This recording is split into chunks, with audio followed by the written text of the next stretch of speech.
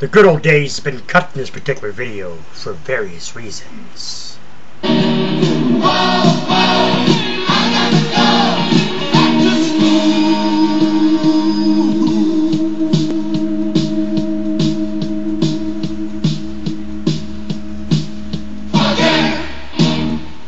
Thank you so much for going down memory lane with me.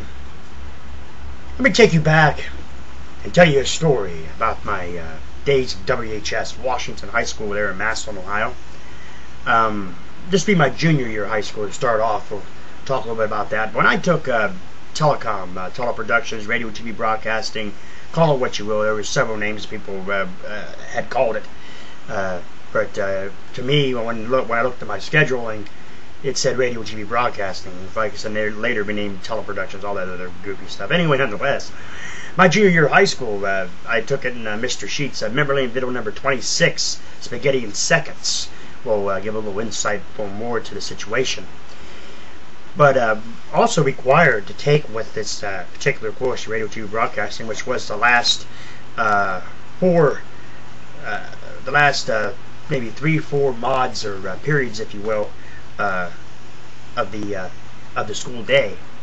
Mr. Sheets, like I said, was my teacher my junior year, and then Mr. Dewall was my teacher my senior year. But anyway, talking my junior year at first, let's go and talk about the required courses, other classes, if you will, that were linked to the radio TV broadcasting thing. They were called Applied Math and Applied Communications. Applied Math was taken my junior year of high school with a teacher named Miss Miller. And she, I don't know if she was like a nun or whatever she was, but anyway, nonetheless, Miss Miller was really nice and everything, but she gave us some free time. And like I said, this Applied Math kind of worked around the radio TV class, if you will, or the radio TV course. You do math, like you would like add different things together, like Jake had 2 or 3 mics, and he, all this other. I mean, yeah, I really don't actually remember, because math is not one of my favorite subjects, and I don't actually remember exactly. But the story I'm trying to tell here is Miss Miller. Like I said, I don't know if she was a nun. Like I said a couple of seconds ago, I don't know if she was a nun or what. She was a good teacher. I mean, she was really nice. To the one point where I talk here over the course memory lane about my stories. My stories I wrote, the Talking About Me series. I talked also about my stories in general as well, and especially that of the Great Trip series. The 12-part Great Trip series, the part 2 and part 3. Miss Miller gave us some free time, to kind of give a little insight. She had finished talking about whatever she was talking about the class, and gave us like maybe 5-10 minutes before the bell rang to end the class. Let us do whatever we wanted to do. Well, I guess I was supposed to be doing math or doing something in general, because when I pulled my stories out, my Great Trip stories, she told me that she wanted to see them, and she put them up on her desk, and she told me come back after school and get this. Well, this is like 5th, 6th period.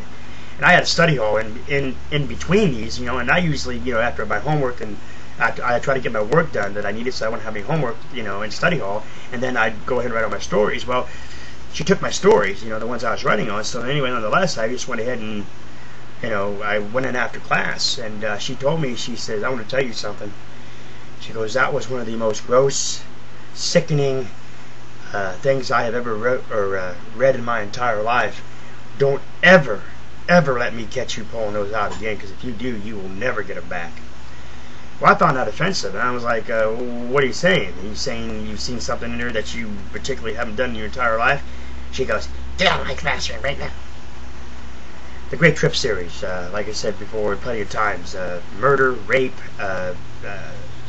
sex, drugs, rock and roll, country music, all kinds of stuff in the Great Trip series. And anyway, that was what Miss Miller has there. Like I said, the Great Trip series, their Great Trip series is not for people who are easily offended, so to speak. But anyway, Miss Miller took my my stories and held on to them and read them, and like I said, I don't know. She must have been a nun or something or another, or she just must not have really had any motives or any needs or wants, so to speak, in her life. Never forget that, though. I did get my stories back, like I said, and I didn't open them up in her classroom. I just kind of waited. Thank you so much for going down memory lane with me. I'll catch you next time.